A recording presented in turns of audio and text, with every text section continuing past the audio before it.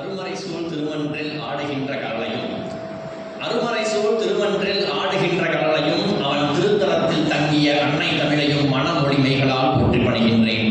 அனைவருக்கும் அடியவனின் அன்பு வணக்கங்கள். ஒரு 3 வாரம் இருக்கும். மாதவண்ணா என்னை கூப்பிட்டு, இந்த மாதிரி தில்லையில் ஒரு விழா நடக்குது, நீ பேசு அப்படின்னாரு. ஐயா ரொம்ப சந்தோஷமா இருந்துச்சு.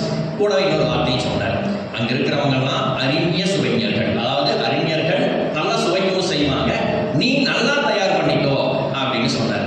சத்தியமா சொல்றேன் சார், அன்னையிலிருந்து நேற்று ராத்திரி வரைக்கும் நான் தூங்கலை. அன்னையிலிருந்து நேற்று ராத்திரி வரைக்கும் நான் தூங்கலை.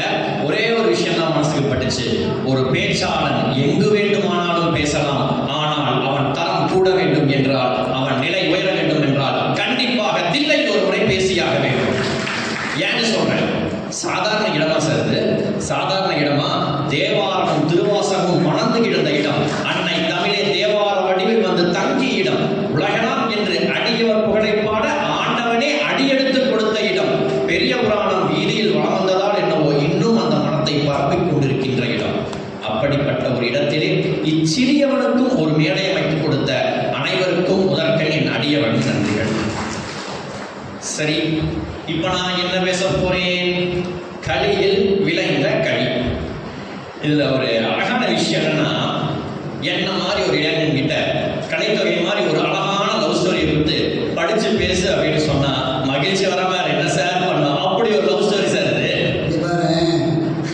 குறிச்சி கல்வி நினைக்கும் போதுதான் ஒன்ன மாதிரி இளைஞர்களுக்கெல்லாம் ஆகா இப்படி நடக்குமா அப்படின்னு என்ன வரும்? எங்களுக்கெல்லாம் ஆகா இப்படி நடந்தது. அப்படி ஒரு மகிழ்ச்சி தந்த ஒரு களிப்பை உங்களுக்கு அளிப்பதுதான் என்னுடைய உரையின் சாரம். தொல்காப்பியர் அழகா சொல்றாரு ஒரு இலக்கணம், நாடக வழக்கிலும் உலகியல் வழக்கிலும் பாடல் சார்ந்த புலனெறி சார்ந்த வழக்கும் களியே பரிபாட்டு ஆயிரண்டு அப்படின்னு சொல்றாரு.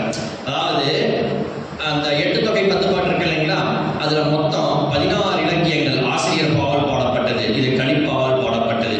படிக்க படிக்க படிக்க களிப்பை தரக்கூடியதா சார் இந்த கலித்தொகை. இது என்னன்னா, நம்ம அகத்திணை சொல்லுவோம் இல்லைங்களா, 5: குறிஞ்சி, முல்லை, மருதம், நெய்தல், பாலை, பெருந்திணை, கைக்கிளை. இந்த அகத்திணைகளை அதிகம் கொண்ட பாடல் தான் நம்ம கலித்தொகை. சரி, இப்ப நம்ம தலைப்புக்கு வருவோம். எனக்கு வந்திருக்கிறதோ குறிஞ்சியின் குளிர் தமிழ். இந்த தொல்காப்பியத்துக்கு பல பேர் உரை எழுதியிருக்கிறாங்க. அதுல உரை எழுதிய ஒருத்தர் பேராசிரியர் அப்படின்னு அண்ணாவுக்கு தெரிஞ்சிருக்கோம். அவர் ஒரு விஷயம் சொல்றாரு, சார் நல்ல கவிதை என்ன சொல்லுவீங்க சார்? நல்ல எதுகை இருக்கணுமா, நல்ல மோனம் இருக்கணுமா, அதெல்லாம் அதை விட நல்ல கவிதை இதுதான் அப்படின்ற ஒரு வரி அழகா ஒரு வரி சொல்லிட்டு போறாரு. என்னன்னா, கவி கண் காட்டும் அப்படிங்கிறார். கவி கண் காட்டும் அப்படின்னு சொல்றாரு.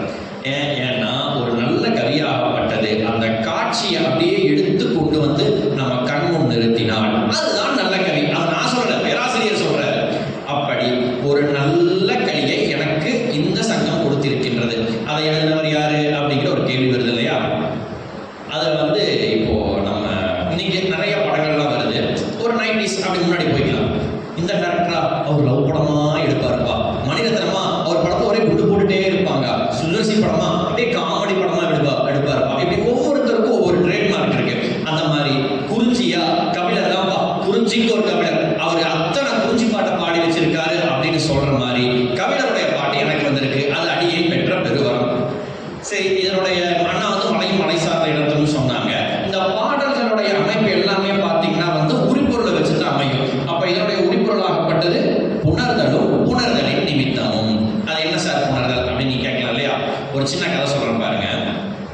நல்ல ஒரு அழகான மலை, அங்க திணை எல்லாம் விதைச்சிருக்கிறாங்க. அந்த திணை குளத்தை தோழிகளோட தலையை காவல் காக்க போறோம். அது திணை குளம்னா அந்த திணை விதைச்சிருப்பாங்க, அங்க கிளி சாப்பிடும், மயில் சாப்பிடும்னு சொல்லி அதெல்லாம் வரட்டுறதுக்கு தலையை காவல் காக்க போறா. அப்போ வேடர் குலத்தை சார்ந்த அழகான ஒரு தலைமுறை சார் அப்படி அப்படியே பார்க்கறான். அதை நீங்க பாருங்க, அப்படியே வரிசைப்படுத்திக்கிங்க. முதல்ல காட்சி அங்க காவல் காத்துட்டு இருந்த அந்த பெண்ணை பார்க்கறான். பார்த்த உடனே ஒரு சந்தேகம் வருது. அடுத்து ஐயம், என்ன யாரா இருப்பா இவ? தேவ மகளிரோ, தேவகுலத்துல வந்திருப்பாளோ, அல்லது அணங்கோ பெண் தெய்வமாக இருப்பாளோ, அன்னமோ மயிலோ ஒரு டவுட் வருது. இது குறிஞ்சி பாட்டில் கவிழர் சொன்ன ஒரு கருத்து. அன்னமோ மயிலோங்கிற ஒரு டவுட் வருது. அடுத்ததான் அவனுக்கு ஒரு தெளிவு பிறகுது. அவள் நல்லா பார்க்கறான். பார்த்த அந்த மாத்திரம் என்னதான் வசங்க சுத்தினாலும் பெண்ணு கண்ணையின் கடைக்கண் பார்வைப்பட்டால் மண்ணில் பிறந்த மாதருக்கு மாம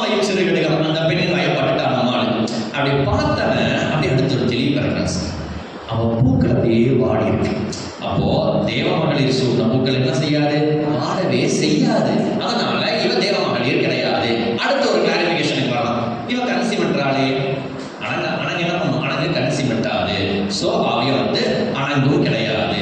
அடுத்ததா அன்னமோ மயிலோங்கிற டோர் வருது. அவ சந்தனம் பூசியிருக்கா. சந்தனம் எங்க கிடைக்கும், மலையிலிருந்து பிறக்கிறதா அந்த சந்தனம். அந்த சந்தனத்தை பூசின அந்த சந்தனம் வந்து புணர்ந்திருக்கு.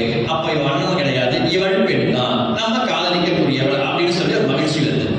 இப்போ இந்த காலத்து பசங்களோட சைக்காலஜிலாம் பாருங்க, இந்த லேடிஸ் காலேஜ் வாசல் வரைக்கும் அப்படியே வண்டி நிதானம் போகும். அங்க போட்டு ஸ்பீடு பண்ணி அப்படியே 2 வீல்ல ஓடின வண்டி 1 வீல்ல ஓடும், அப்படியே இறக்கலாம் இல்லையா? அந்த மாதிரி நம்ம ஆளு போய் அந்த பொண்ணுகிட்ட ஒரு கேள்வி கேட்கலாம், அம்மா இங்க ஒரு யானை 2 அம்பு காயம் மட்டும் வந்துச்சான்னு கேட்கறான். 2 அம்பு, இதோட அர்த்தம் என்ன, நான் 2 அம்பு அடிச்சேன், நான் யானையை வேட்டையாடக்கூடிய ஒரு பெரிய வீரன், அந்த யானை வந்துச்சான்னு கேட்கறான். யானை வந்திருந்தா தான் நான் பாப்பா, அவ பார்க்கல. அவன் என்ன சொல்றா, தலையாட்டிடலாம். இவ குரலை கேட்கலாம் அப்படின்னு நினைச்சவனுக்கு ஒரு ஏமாற்றம். அடுத்ததா ஒரு வார்த்தை சொல்றான். இப்ப நீ இந்த அபிமானம் படம்லாம் நிறைய பேர் பார்த்துருப்பீங்க. அதுல பிரகாஷ் ராஜ் ஒருத்தர் பேசிட்டு இருக்கு, ஒருத்தர் நடந்து போவார். எப்பா நீ என்ன யாரும் ஃப்ரெண்டா அப்படின்னு கேட்பார். இல்ல நான் புத்தகம் இருக்காரு, நீ பேசிட்டு இருக்க அப்படிம்பார். அந்த மாதிரி நீங்க வந்த எல்லாத்துக்கிட்டையும் வந்து தமிழ் சங்கத்துக்காக வந்திருக்கீங்க அப்படின்னு நான் கேள்வி கேட்டா கோவம் வருமா வராதா? அவட்ட போய் கேட்கறான், நீ என்ன திரைப்படத்தையா காவல் காத்த அப்படின்னு கேட்கறான். வேற என்னவா அப்படின்னாவா? இல்ல என்ன நான் சொல்றேன், இப்ப நீ என்னவான்னு சொல்லி இப்ப வந்து என்னன்னா இங்க குயிலும் மயிலும் வரவே வராது அப்படிங்கிறான். அப்போ அவளுக்கு ஒரு கேள்வி எழுது, ஏன் வராது? ஏன்னா இப்ப நீ என்னவான்னு ஒரு வார்த்தை சொன்னீங்க, அந்த வார்த்தையில இங்க வேற ஒரு கிளி சாப்பிட்டுட்டு இருக்குன்னு குயிலும் மயிலும் வரவே வராதுன்னு சொன்னா சார். பிடிச்சா பாத்தியா நம்மாலே ஒரு பெண்ணை எப்படி மயக்க வேண்டும் என்று ஆண்களுக்கு நன்றாகவே தெரியும். அதை சொல்லி கொடுக்க ஒரு ஆணிடம் எப்படி மயங்கக்கூடாது என்பது பெண்களுக்கு மிக நன்றாகவே தெரியும். ஆண்களுக்கு தெரியும், பெண்களுக்கு மிக நன்றாகவே தெரியும். எனக்கு இப்போ அடிப்படை சார் தான் ஞாபகத்துக்கு வருது. ஒரு காலத்துல சரியா இருக்கிறது இன்னொரு காலத்துல சரியா இருக்காது. யாரு அவர் சொன்னாரு. இவர் எப்படின்னு கேட்டாரு. 25 வருஷத்துக்கு முன்னாடி கல்யாணம் பண்ணா பாருங்க, அப்பதான் தெரிஞ்சது இது தப்பு. சட்டீஸ்வரர் கேட்டாரு எங்க குருநாதர், ஏங்க அவனுக்கு இதை தெரிஞ்சுக்க 25 வருஷம் ஆச்சா அப்படின்னா, அவனுக்கு தான் 25 வருஷம் ஆச்சு, அந்த அம்மாவுக்கு 25 நானே தெரிஞ்சு போச்சு இது தப்பு அப்படின்னு. அது மாதிரி நன்றாக தெரியும். அப்படியே அந்த பெண்ணை கவர் பண்ணிட்டான். அவளும் அடடா என்னமா பேசுறான் பத்தியவன், எங்காவது பேசி அவன் மயக்கிறான். அவன் தான் சார் அவங்கள அப்படி பேசி அவன் மயக்கி